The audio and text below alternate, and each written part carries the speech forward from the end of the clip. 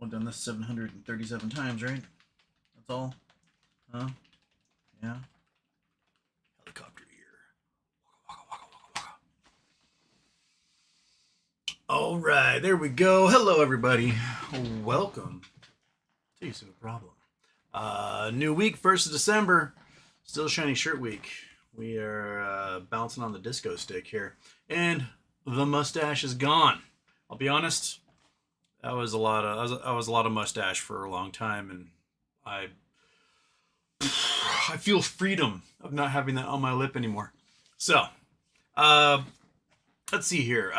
We got a pinch, skosh, a little trickle of gamma today. I managed to sell pretty close to the high.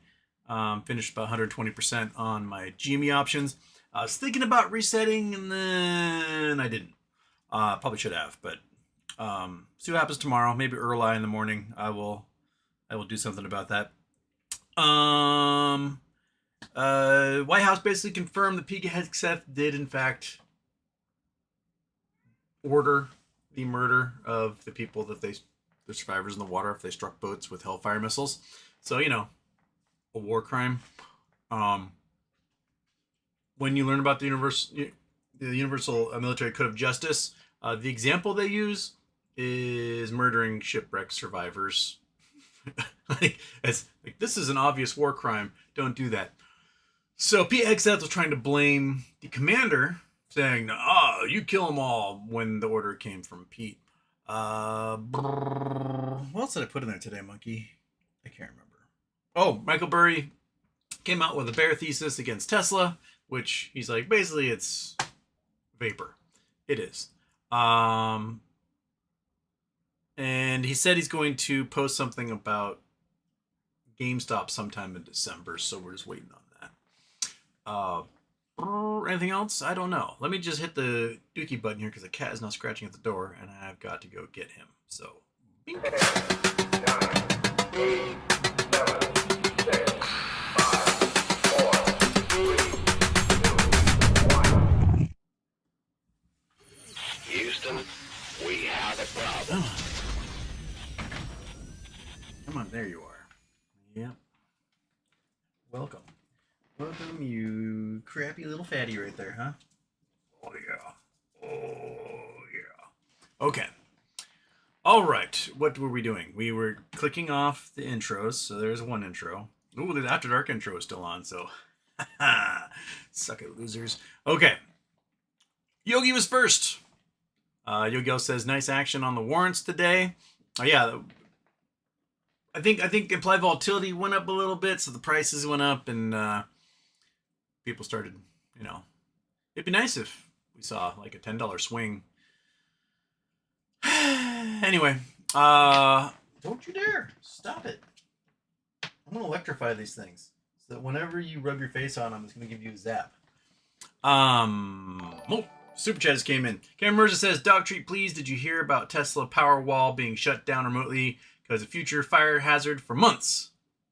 No, I had not heard that. I'll be honest. If I were to have a giant lithium power bank, I would have it separate from my home. It would live in its own little cabinet, far away from my house, so that the heat of the explosion would not burn my home down.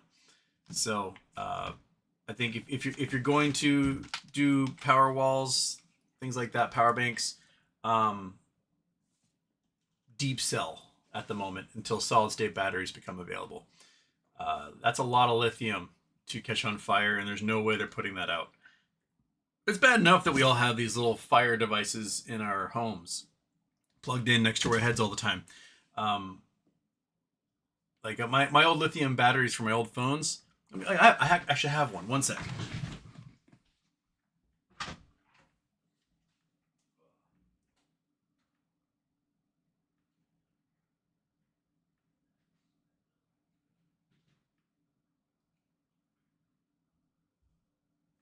Probably should get rid of these, but okay. So this, you can see it bowing here. See how when that is. This is from an old Samsung Galaxy Note 3 from like 2013. Battery's ready to explode any moment. This is an old burner phone. It should not be bowed like that. You can feel the gel of the battery all squishy. Let's see if the back comes off this thing. I have no idea if it does. Maybe not.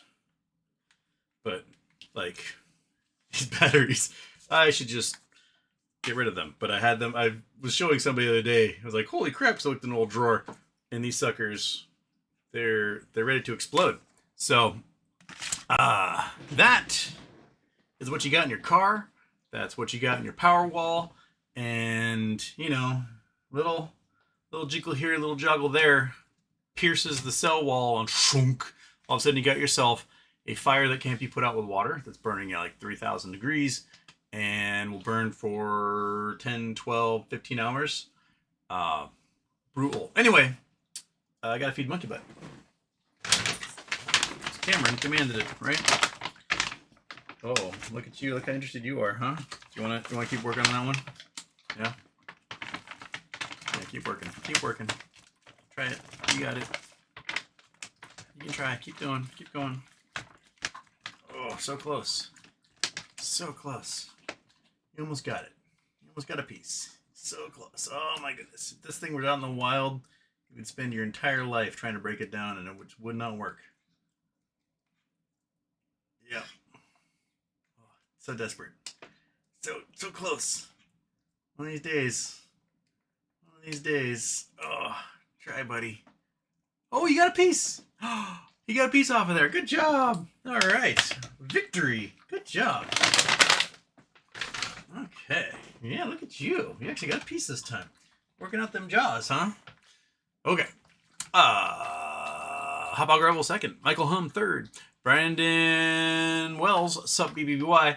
I was reading something from Monotonous today, basically implying that the BBBY Q bonds are being rolled up under the overstock BBBY. That's some compelling evidence. We'll see where it goes. There's lots of rumors about the warrants actually being for the BBBYQ DK Butterfly and not for the actual current BBBY because of the QSIP and all that stuff. So, you know, it's all rumor and speculation until something actually happens. But it's nice to dream, right? Hot Rebel. Still haven't been able to recover from losing my BBBY money. I need my luck to turn around soon. Down to my last 5K. Oh, the IRS 20K. Oh, damn. You got any suggestions on how to make 5K to 20K?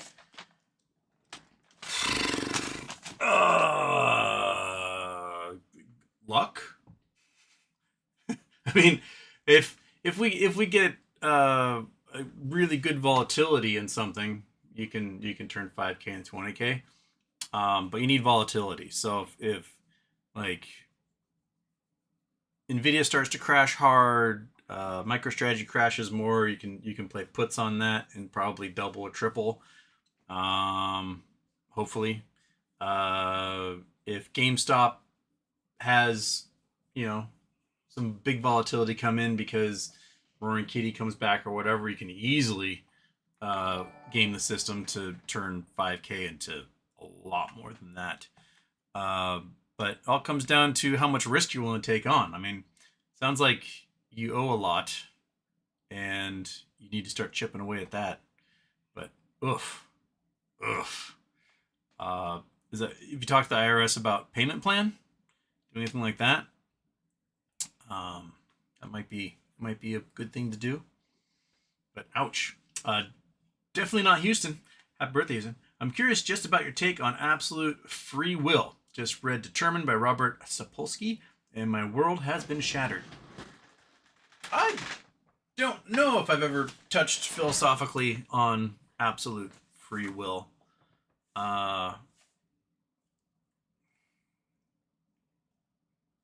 Like how much is predetermined, how much is, you know, ingrained to us genetically, how much is instinct, how much is nurture versus nature, how much is, you know, perceived morals and ethics, how much is, you know, things that are out of our control.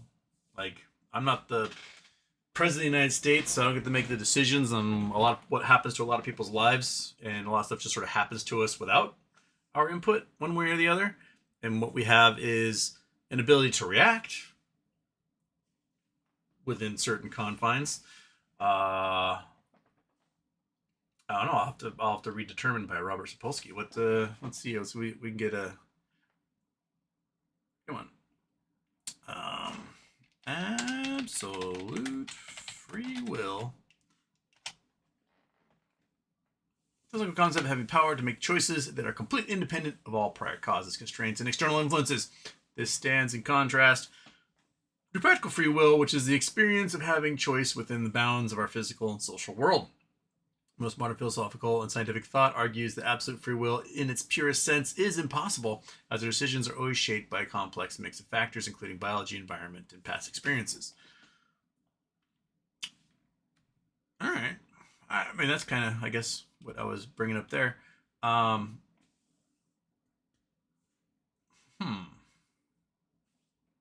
Yeah, like, because oftentimes for us, where we're born, what station in life we have, the determination of our free will, I think, is confined. I would go with this uh, practical free will over absolute, just without being, knowledgeable on the subject in any way, shape, or form. Just speculating off my own brain here. But the more rich and more powerful you are, the more you can do. Which is why I think like a lot of rich assholes go in full blown megalomania, because they can do whatever they want basically unchecked. You get your Genghis Khans and your Neros and like Caligula's, your Donald Trumps, right? If you are completely unconstrained, both physically, financially, socially, and you have no conscience whatsoever, you can do whatever you want, and there's really nothing anyone can do about it, right? Until somebody steps up and just stops you with bombs or guns or whatever. But for most of us, like,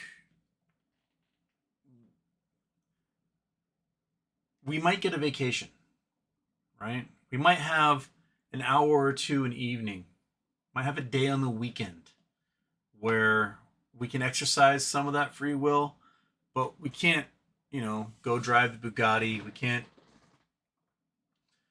start fires all over town. We can't have sex with everyone we want. Like, there are definitely constraints that are outside your power structure that keep you from exercising that free will you want. So yeah, I would say there's free will within bounds. Like you do have choices. Some choices you can make once, and then that's the end of everything. And I'm going to run that guy over with my car. You let the bad thoughts win, right? And you made that choice once, and now you're in prison for the rest of your life. I don't know why I keep deviating to like deviation, but I don't know. I guess social norms condition us. Our own consciences condition us to act within those bounds. To be horrified when someone breaks that social contract and does something that's dishonorable. But, yeah, based off of my 10 seconds of reading that, I would lean more towards the practical side. I don't believe like the predetermination of like some cognitive omnipotent being playing us like marionettes, but I do think that power structure has a big play in it. Financial freedom has a big play in it. Whether you're a clutch B personality disorder or not has a big play in it. So, yeah. Okay. Good question though. Definitely not Houston. Stalker.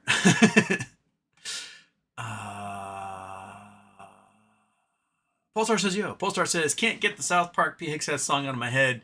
P. Hegseth is a fucking douche.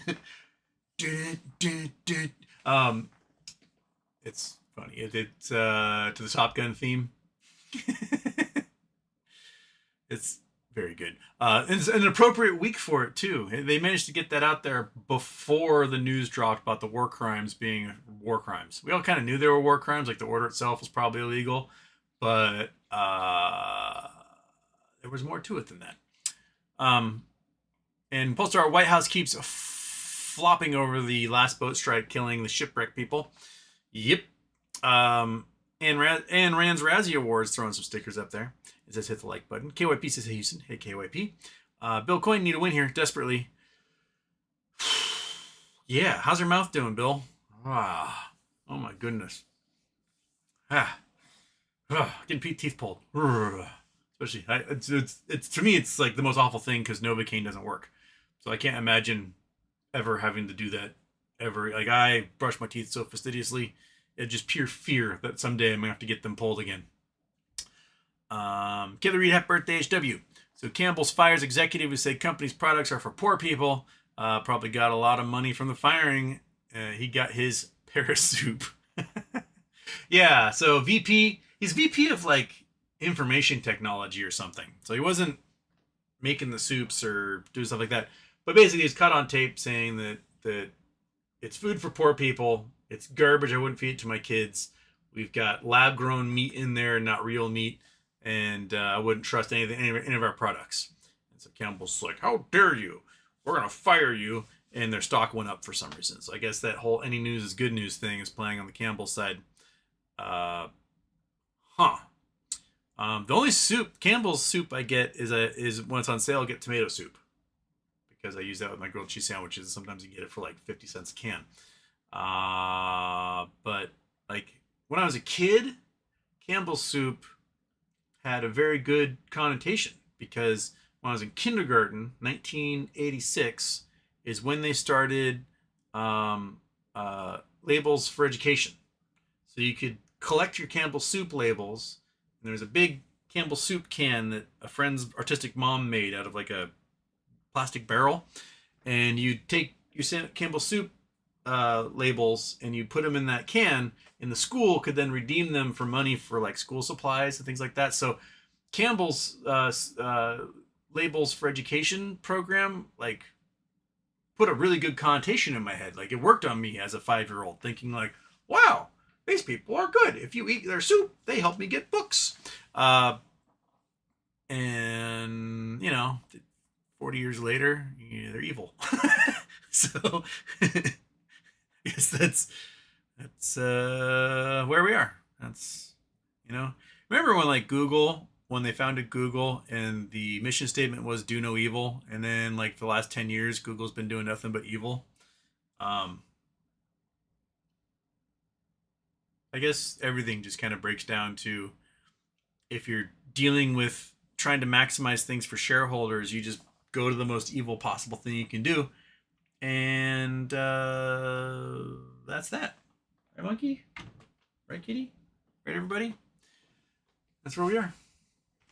Come back up here? All right. Okay. Oh, yeah. Scratch that little belly. Polestar. Pretty ironic. The example of for Department of Defense Law of War manual speaks about refusing illegal orders, and the example is order to fire upon the shipwrecked. Yeah. That was a clear-cut case in the Nuremberg trials. It's a clear-cut case. Use an example when you become an officer. It is used in war colleges. It's used in military academies. It's used everywhere. Like, don't kill when you can take prisoners. That's basically the Geneva Convention. And when you take the prisoners, you treat them well, right? So you can't use collective punishment. You can't murder those who are defenseless. It's a pretty clear-cut case, right? You silly little cat. If I rub your face so hard that your brain just rolls out of your ear, huh? What happens then? Okay. Bex Houston, happy birthday. I've finally seen other podcasts that check in on the financial health of the country and mention the problem looming with short hedge funds and the bond market. It's weird to see. Yeah. I mean, the bond market is very weird right now. So we talked about Japanese carry trades, right? Like for the last, I don't know, 20 years, you could go to Japan, you can borrow at fractions of a percent, right? You can borrow that fractions of a percent. You can come to the US and you can dump it into US bonds, which are paying out 3%, 4%, right? You can buy in stocks, which are appreciating at 25% a year. You can do lots of things. And now that we've cut rates a little bit in the US, rates are going up significantly in Japan to, for some cases, the 20 and 30 years I think is the highest it's ever been. 10-year, 2-month, 3-month, 3-year, those are all like the highest they've been since like 97, 96, somewhere in there. So a lot of these things, like which were heavily lopsided, Japan versus US, are now becoming, you are paying more back to Japan than you might be getting back from US investments. So a lot of these hedge funds jumped on these carry trades. A lot of private wealth funds jumped on these carry trades. A lot of family funds jumped on these carry trades. And it might be doomsday for a lot of them. Like if they didn't get out in the last year, they might be forced to get out, which could result in massive selling of US bonds, which would cause rates to skyrocket. So maybe if you stick in it somehow, you might have a chance of making it out. I'm ultimately worried about if this administration manages to privatize Social Security. And Social Security is the largest bondholder. So your money, you pay your money to Social Security, and Social Security takes that money and buys U.S. Treasuries with it. And privatizing it would mean we would take that money and put it into investment accounts that would be much higher risk, which would mean selling off, what, $5 trillion in bonds all of a sudden, so that all that money can go into the already inflated market. Then who's buying our bonds? We're generating so much debt. For October, the United States government pumped out $300 billion in deficit. We weren't open. The government wasn't open. Like, we still did $300 billion more in debt in October, and we weren't even open. We did $500 billion July and August, so $250 billion each month then. So it's getting worse as the months go on. 22% of the $38 billion in debt has been accrued in the less than 5 years of Donald Trump's presidency.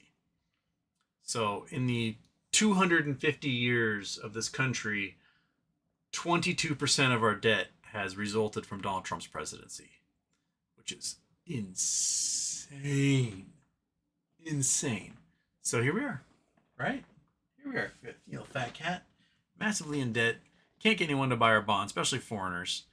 So yeah, there's some sort of bond comeuppance on its way, and I don't know how it's going to play out. If everyone starts selling off their bonds, we can't find any buyers. Then the rates have to get jacked up insanely to attract those buyers who don't want to invest in our bonds, which means our interest payments, which are already insanely high at $1 trillion a year. So of the $3 trillion in deficit, 3+ trillion deficit we're creating each year, 30% of it is just paying off interest. We're borrowing money to pay off the interest on the debt we've already accrued. So imagine now we double interest rates. We're paying $2 trillion a year on just interest. It's insane. It's insane, little kitty. I mean, the best thing we might be able to do is, if the face value of the bonds become worthless, we just print money and buy it all back, and we just close out the debt because you can buy it at a fraction of a cent or whatever on the dollar. I don't know what it'd be, but just wait. There's gonna be like 100-year bills coming. That's what I think. Post our Epstein files when? No one is talking about them anymore. Lol. It's interesting that not much has been talked about the Epstein files. People have been going through the latest release that was a lot about Ehud Barak, and nothing good is coming out of that so far. It seemed that Ehud Barak really liked to beat the crap out of women, or I guess in this case, children, and rape them and do other horrible things. And that a lot of what Epstein seemed to be doing, well, while being a complete, um, he was doing a lot of international information gathering, focusing on particular political targets. He seemed to be doing this for Russia. He seemed to be doing this for Israel. He seemed to be doing it for clandestine reasons, and a lot of I think he was a sick man. I think he was an absolute pervert, degenerate, awful human being, and I think he was able to utilize his disgustingness to blackmail people into doing what he wanted. And I think that was a big thing with him. And I think other international players recognized that and let him do his thing because they're also monsters. So, yeah, it'd be interesting to see what more comes out. Right, Kitty? Polestar, I can't wait to see Burry's GME post behind his paywall members only site. Yeah. Kelly Reed, Fed predicts a 25 basis point cut while Japan is thinking of raising rates. Japanese carry trade, the black swan event. Japanese bonds rising. Yeah. Huh. We just discussed that. It's not good. Daniel Crocker, favorite holiday staple or tradition, Houston? Well, last night we got the Christmas tree from my mom's house. That's where we put the Christmas tree. I don't bother here. Got short ceilings and no one spends any time here. But we put the Christmas tree in my mom's house. We decorated it. We ate our pizza. We watched football. That's always a nice tradition. I really like Christmas parties. Christmas parties are a blast, especially if they got karaoke or something involved. And I think also on that list would be the homemade frangos. Mint frangos. Mint chocolate mint frangos. Oh, I don't know where the recipe came from. My family's made them all the time for years. And then my sister sort of took over the making of them. And she gifts me a giant box of them that are homemade every year. And I love them. So I will eat 50 of those things, pump so much caffeine in my body I won't sleep for a week. But I am just releasing dopamine like crazy when I eat them. They're delicious. So probably those three things. Put the Christmas tree up, eat pizza with the fam, watching football, frangos, and Christmas parties. So if anyone's in the Seattle area wants me to invite me to your Christmas party, I will love it. So I will gladly be a date to a Christmas party. Man or woman, don't care. Let's party.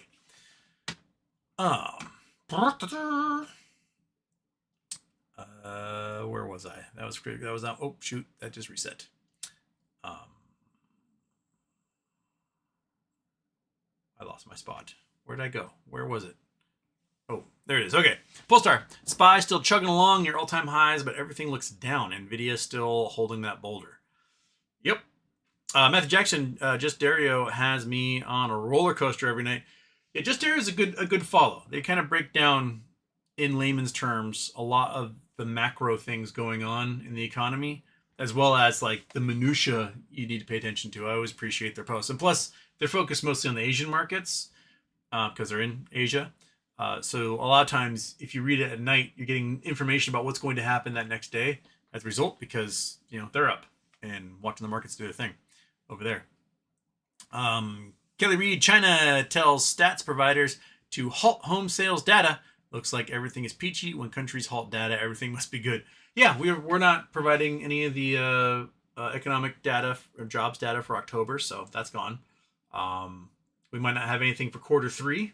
They're not going to report on anything for quarter 3, so we're not going to hear about economic GDP growth, anything like that for quarter 3. That's always a fantastic sign.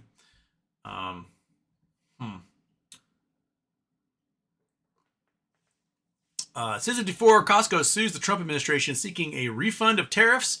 The wholesaler is the largest company to file a lawsuit against federal agency over the president's economic policy thoughts.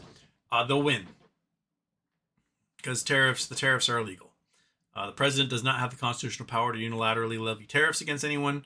Doesn't matter what president does it. This president definitely does not have that power. It is enshrined as an Article 1 power to Congress. And I think the courts are going to rule in favor of the businesses on this one.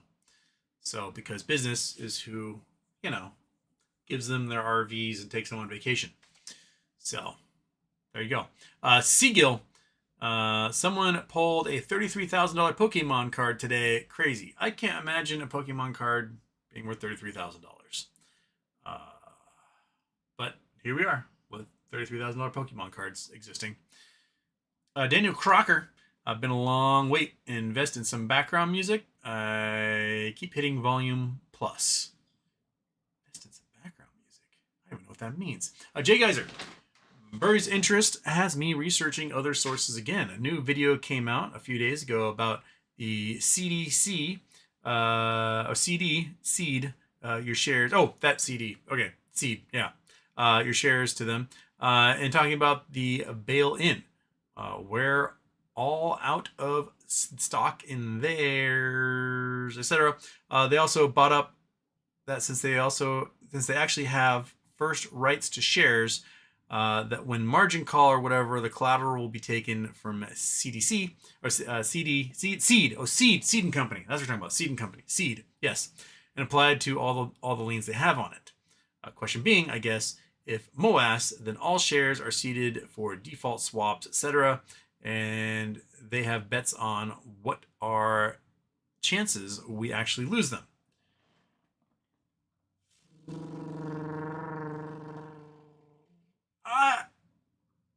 I think there might be some sketchy brokerage apps out there, especially ones that use Apex for trading, because Apex is sketchy as shit, that may just sell everyone's shares in their accounts and whatever, just close people's accounts, do a lot of stuff.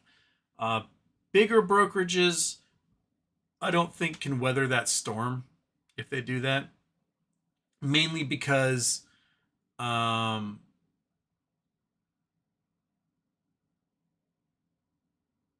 if they piss off all the investors, then no one will invest.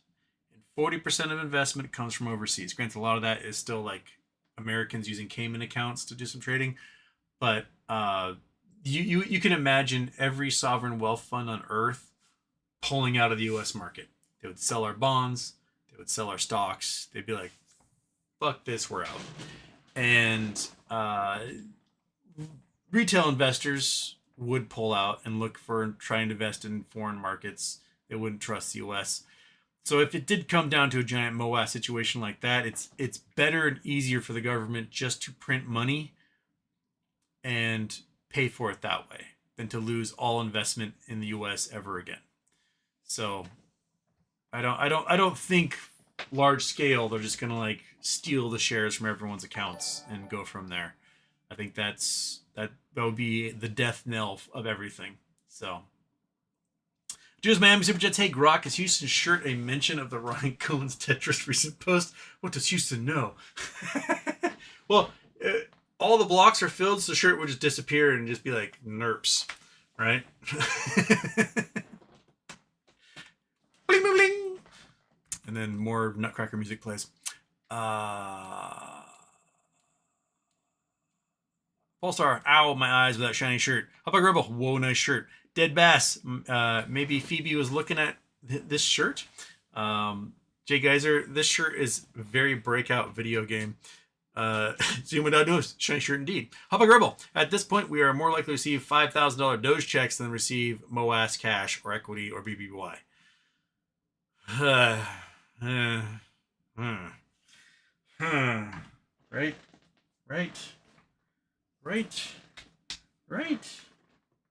Right, monkey. Should I sign you up for a Doge check? I think the most hilarious thing would be Trump writes a Doge check to everybody, sends it out. And it's for more money than ever collected via the tariffs anyway. And then the Supreme Court rules that the tariffs are illegal and that Trump has to pay all that money back to the importers and customers who paid those tariffs. And so then he's got to go and like take the $5,000 out of everyone's tax returns.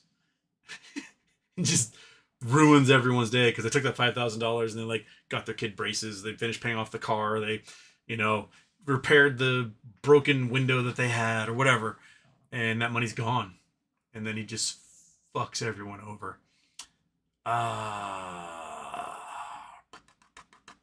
Juzami says, ha ha ha ha ha ha. Checks from Trump, ha ha ha ha ha ha. Fog Rebel, yeah, those ones.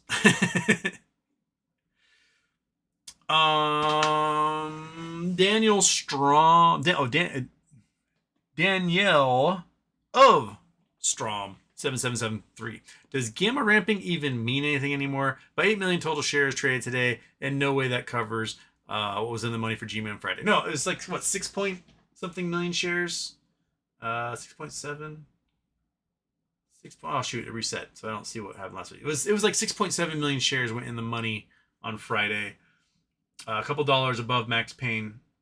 We got about 2.7 million for this Friday, currently in the money. Yeah. The volume, it had a little boost, but it's not enough. So I'm wondering if tomorrow we get just a pinch more. I think if we put another 4 million plus shares in the money this Friday, things will look a little greener even on Monday. But at the moment, it's just kind of teensy little bits of gamma in there. Polestar, forbidden battery juices. Daniel Crocker, love their devotion. When you venture off cam, more treats. Oh. Yogi says, had shorts not destroyed MMAT, we'd have safer batteries already. Truth. B-Ball 3710, thoughts on Tim Walz and Minnesota defrauding its own taxpayers? I have no idea what you're talking about, so no thoughts. Let's see here. My guess is when I type this in, I'll get like Daily Wire or something. Minnesota Tim Walz. Walz defrauding taxpayers. Was that what it was? Defrauding taxpayers. How fraud? Okay. Social services system on Tim Walz watch. Something wrong with Walz. Okay, so this is New York Times. What they got for me? Let's see here. Okay. Burp. Turn that on. Come on. Give me that. And reporting Minneapolis. The fraud scandal that rattled Minnesota was staggering in its scale and brazenness. Federal prosecutors charged dozens of people with felonies, accusing them of stealing hundreds of millions of dollars from a government program meant to keep children fed during the COVID-19 pandemic. At first, many in the state saw the case as one-off abuse during a health emergency, but as new schemes targeting the state's generous safety net programs came to light, state and federal officials began to grapple with jarring reality. Over the last 5 years, law enforcement officials say fraud took root in pockets of Minnesota's Somali diaspora, as scores of individuals made small fortunes by setting up companies that build state agencies for millions of dollars worth of social services that were never provided. Federal prosecutors say that 59 people have been convicted in these schemes so far, and that more than $1 billion in taxpayers' money has been stolen in 3 plots they're investigating. That is more than Minnesota spends annually to run its Department of Corrections. Minnesota's fraud scandal stood out even in context of the rampant theft during the pandemic, when Americans stole tens of billions through unemployment benefits, business loans, and other forms of aid, according to federal auditors. Outrage has swelled among Minnesotans, and fraud has turned into a potent political issue in a competitive campaign season. Governor Tim Walz and fellow Democrats are being asked to explain how so much money was stolen on their watch, providing Republicans who hope to take back the governor's office in 2026 with a powerful line of attack. In recent days, President Trump has weighed in, calling Minnesota a hub of fraudulent money laundering activity and saying that Somali perpetrators should be sent back to where they came from. Many Somali Americans in Minnesota say the fraud has damaged the reputation of the entire community, around 80,000 people, at a moment when their political and economic standing was on the rise. Debate over the fraud has opened new rifts between the state's Somali community and other Minnesotans, and has left some Somali Americans saying they are unfairly facing a new layer of suspicion against all of them, rather than a small group accused of fraud. Critics of the Walz administration say that the fraud persisted partly because the state officials were fearful of alienating the Somali community in Minnesota. Governor Walz, who has instituted a new fraud prevention safeguards, defended his administration's actions. The episode has raised broader questions For some residents about the sustainability of Minnesota's Scandinavian model system of a robust safety net programs bankrolled by higher taxes, that system helped create an environment that drew immigrants to the state over many decades, including tens of thousands of small refugees after their communities descended into war in the 1990s. No one will support these programs if they continue to be riddled with fraud. Joseph H. Thompson, the federal prosecutor who has overseen the fraud cases, said in an interview, "We're losing our way of life in Minnesota in a very real way." Surge of cases. The first public sign of a major problem in the state's social services system came in 2022 when federal prosecutors began charging defendants in connection with a program aimed at feeding hungry children. Merrick Garland, Attorney General during the Biden administration, called it the country's largest pandemic relief fraud scheme. The prosecutors focused on a Minneapolis nonprofit organization called Feeding Our Future, which became a partner to dozens of local businesses that enrolled as feeding sites. State agencies reimbursed the group and its partners for invoices claiming to have fed tens of thousands of children. In reality, federal prosecutors said most of the meals were non-existent, and business owners spent the funds on luxury cars, houses, and even real estate projects abroad. Behind the scenes, as federal investigators sifted through bank records and interviewed witnesses, they said they realized that the meals fraud was not an isolated incident. In September, prosecutors charged 9 people in 2 new plots tied to public funds meant for those in need. In one case, hundreds of providers were reimbursed for assistance they claimed to have provided to people at risk for homelessness through federal authorities said services weren't provided. The program's annual cost ballooned by more than $104 million last year, authorities said, from a budgeted projection of $2.6 million when it began in 2020. 2 of the 8 people charged in the scenario have pleaded guilty. 6 others have pleaded not guilty and are awaiting trial.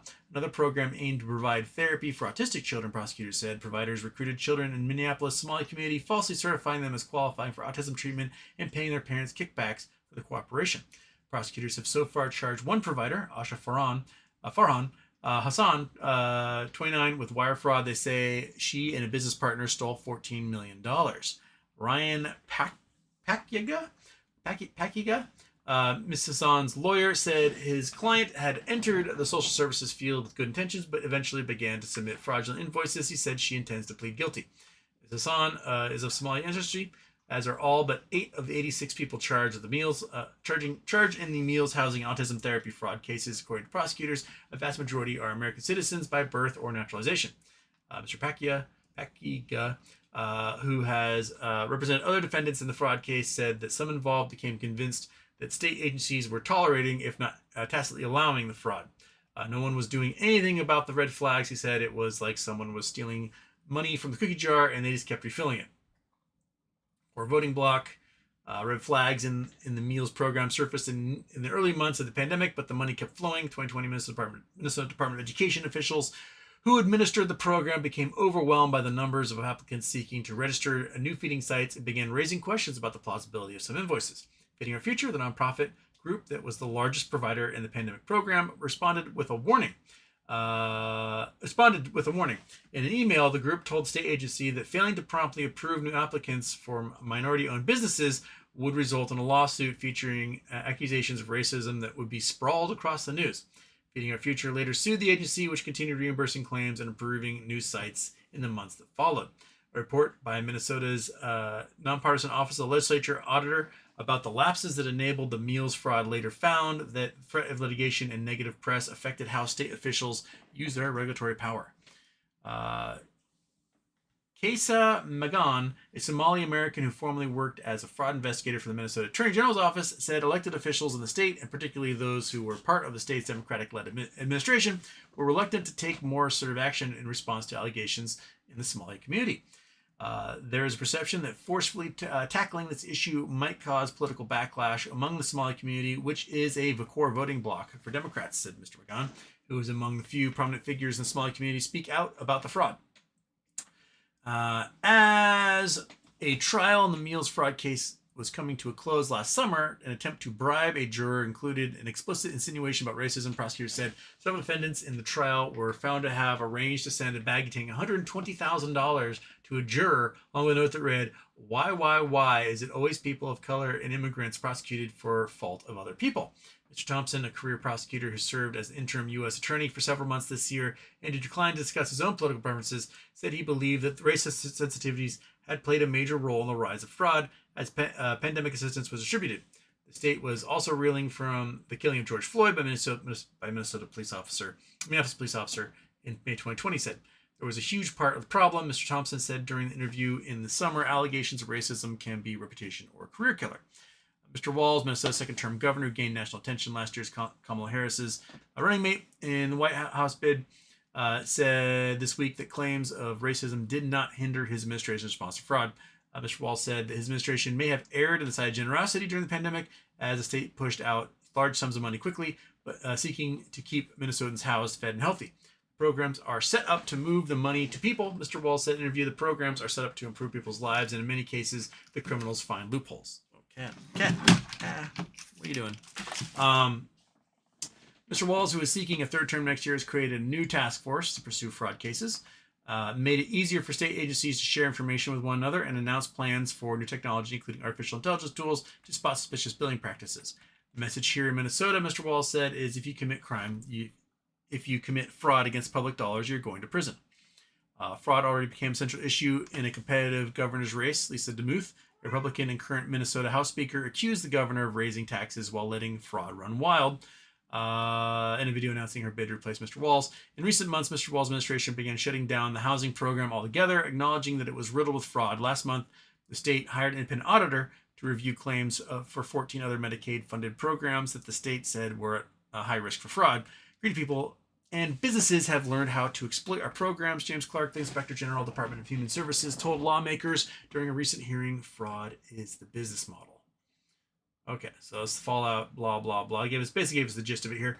Okay, reading that, I think, yes, fraud was allowed to run rampant, it seems. I think the problem is that when governmental agencies dole out money, they dole out money to private organizations, and they don't just directly create their own agency to dole out the money. If they had their own agency, making sure kids were fed, people were housed, etc., specifically being the ones handing out the money in communities, just set up an office in each community. A, it's more efficient. B, you can control that. You control any aspects of fraud more. So I think where the error was that they use private companies and organizations to do this, and I don't like it when the government pays private companies to do what the government should be doing. So yeah, that's what I think. I think they're responding to it. It's been under investigation for 3 years now, and I think you just assume that private organizations are going to screw you. Just look at Rick Scott. I mean, Rick Scott committed the largest fraud of Medicare in history, $1.6 billion, and they made him governor. So, yeah, you got private organizations taking government money. There's going to be people who are like, excellent. Just look at the PPP loans and everything else. So I think how you fix that is not by continuing to give money to these private organizations, is to make sure the private organizations can never touch that money. That never goes through their hands. That you just set up your own offices in each community to make sure people are fed and housed and all that. That's how you get around that. So yeah, that's all $1 billion. A lot of money going to fraud there. And but you know what? It's not the first time people have done fraud receiving money. That's for sure. So yeah, got to fix it. I don't think the Republicans would have done any better in that situation. They probably would have actually picked even more terrible private organizations, and the fraud probably would have been larger in that case. Cat, quit yelling at me. Quit yelling. Come on, dummy. Quit yelling at me. Come on. There we go. Because I mean, we have what? Almost $1 trillion in fraud from the PPP program. Ow. So there was a lot of fraud going on, and I'll be honest, I kind of wish I jumped on that PPP fraud train, but I didn't. I didn't get any PPP money. Should have just said that I had a factory with 1,000 employees in it, and I needed $100 million to keep going, and just pieced out like a lot of people did. Oh well. Masapaman, whoa, this might actually be my favorite shiny shirt, or close second to Mustache Cowboy shiny shirt. All right, this is like straight up disco ball, man. It's definitely a Pride Week shirt, that's for sure. Jason Blackwell, Houston. I studied to be a pilot, but I'm having trouble landing a job. Oh,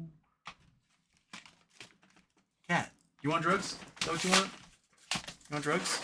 Oh, is that what you want? You want some of that? Will you stop wandering around being such a clown if I just give you some drugs? All right, there you go. Get it. It's all right there. Yeah, get up, dummy. Okay. Le Patron 2902. Buy UBS puts for next year's leaps. This year's leaps are $10 for $25 puts. Definitely lottos, but you get next year's puts. You might beat them to default. Not financial advice. Yeah, there's still a lot of liability at UBS, and not just GME swaps and everything else, but lending to family funds and hedge funds and bond troubles and Japanese carry trades, etc. So, Jesse Maya 5489. Everybody, give him a thumbs up and subscribe to his channel. Boop.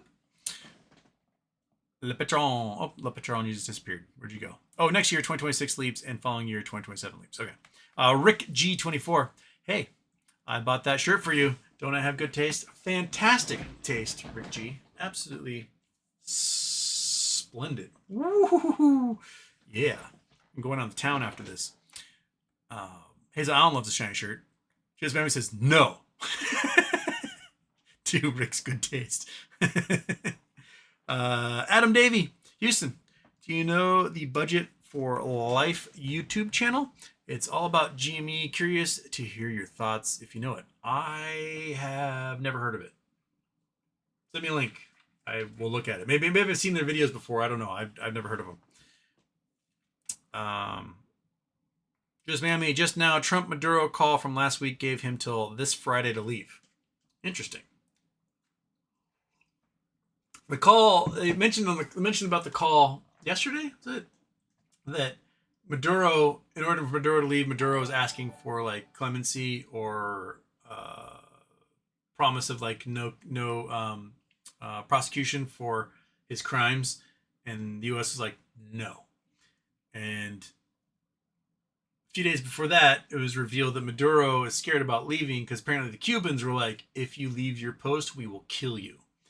So, a real rock and a hard place for that guy. Either the Cubans kill him or the Americans kill him. And that's basically what he's stuck with. He doesn't really have an outlet. So,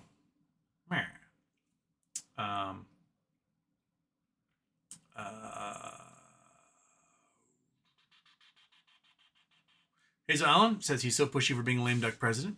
B-Ball3710, keep in mind that Melissa Hortman, who voted against these handouts, was murdered. Bang up job, 10 walls.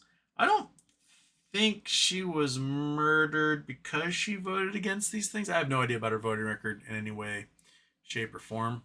At all. But I do think that when you know the economy is crashing because there's a global pandemic that's killing off a significant portion of the population and injuring 20% or more, that you do have to spend. You do have to figure out a way to make sure people get food and shelter and care and things like that. That is one of the roles of government. Like literally in the Constitution, it says to promote the general welfare. And I think that is part of the job. I do think that when you are going to spend a bunch of money to do that, it is wise to think about, hey, we're about to push $1 billion through programs to a whole bunch of private organizations. Maybe we should put some safeguards in place. I think that's a wise thing to do. But I don't think that there was a murder involved because she voted against that, if she did. Cold Dog says arrested to deport Ryan Cohen. Jewish Mammy says after we get paid, Cold Dogs. And Jewish Mammy says solid. Oh, sorry. Jigashukla sold VIX puts for $55 strike. January 27. Dumb move.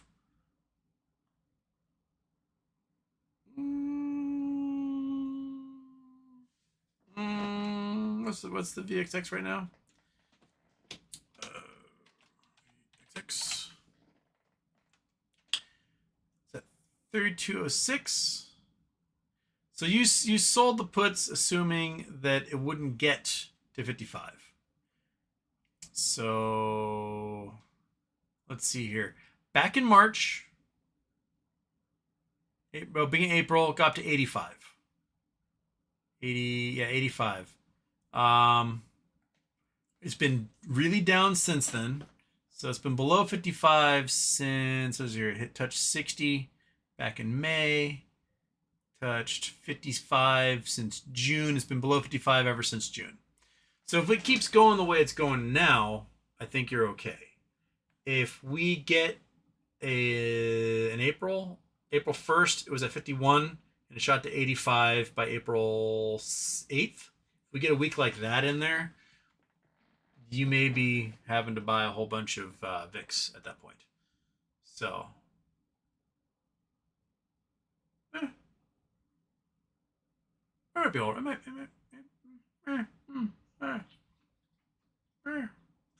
Might be all right. I mean, yeah. Let's see if it goes higher. I have no idea. Might go higher. Maybe by then. It's a gamble, man. It's a real gamble to figure out when this thing is going to go puny pop. Because they're really making sure NVIDIA can chug along for a long, long time on that. How did I get to the end of the chat? I'm at the end of the chat here. My oh my. All right. Monkey? Anything to add? No? Okay. Well, I got nothing. We're at the end. I got my shiny shirt. I forgot to post my shiny shirt picture yesterday. I'll do that today. Anywho, I guess I'll see you guys tomorrow. Maybe something interesting will happen tomorrow, and we'll chit chat about that. Fat cat, totally content your little loaf stance there. All right. Okay. Well, we'll cut it short today. How about that? Boom, boom, boom, boom, boom, boom, boom. And it's dark outside, so boom.